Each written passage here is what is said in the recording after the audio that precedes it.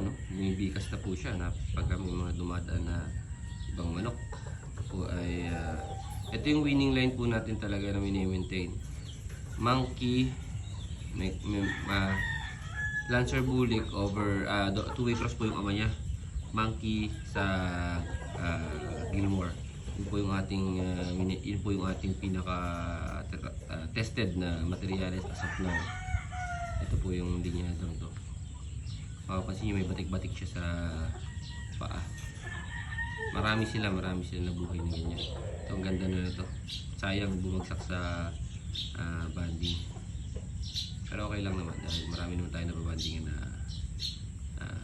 kasi ito, napisa kasi ito ng October 5. Napaaga ng konti kasi nang hinayang ko sa itlog baka masira. Kaya napaaga ng konti. Kaya sa mga kasabong natin